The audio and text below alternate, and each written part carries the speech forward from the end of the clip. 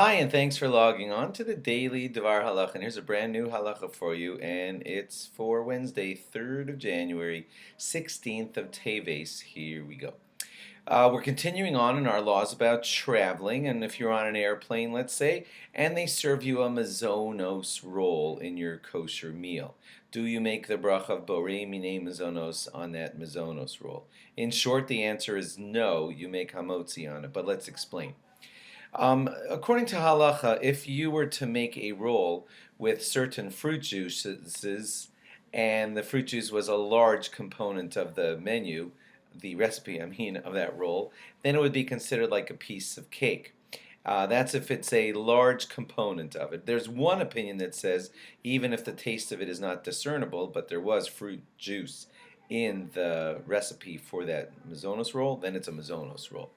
But all other poskim, all other rabbis basically don't agree with that, and they say that the taste of the fruit juice must be discernible, and the taste of fruit juice is basically not discernible in those Mezonos rolls that they serve you on an airplane, and really the fruit juices that they're using don't even qualify really as the real fruit juice that would have given it that Mezonos characteristic. So bottom line is, although it's a noble attempt to try to make a roll that you can make a Borei Minei Mezonos on, it would be so convenient because you wouldn't have to do hamotzi and wash your hands and everything for that roll.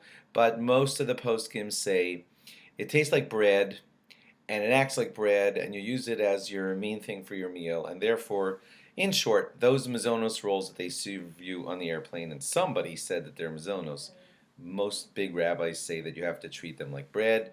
If you want to eat them, you have to wash, al netilas yadayim, and you have to make hamotzi, and you have to pinch. Okay, next factor. There's a general rule that whenever you are about to bench, you should remove knives from the table or cover them. One of the reasons for that is because iron is a material that's most often used for weapons, and the table that we eat upon is considered like a mizbeach, an altar, and we don't want weapons on the altar. That's one reason why we have to take away the knives or cover them. And another reason is because there's an incredible story that's written in the Medrash about a certain man who got to the bracha of Bonei Barachamav Yerushalayim Amen, which asks God to please help us rebuild the Beis Hamikdash speedily. And when he was sad about the Beis Hamikdash not being built, he stabbed himself with that knife. And therefore, in deference to that story, a lot of people say that knives should be removed from the table.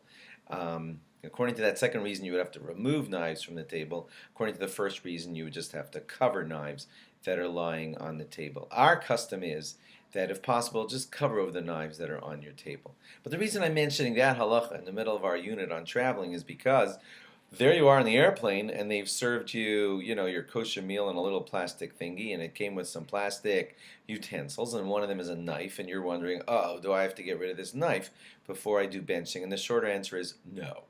You don't have to get rid of the knife because it does not refer to a plastic knife at all, and plastic knife is absolutely totally fine to leave on the table while you are doing benching, and especially in that airplane situation where you're all cramped and things are difficult, you can leave the plastic knife right there and it's no problem at all. Thanks for logging on, and log on again tomorrow for more. Bye-bye.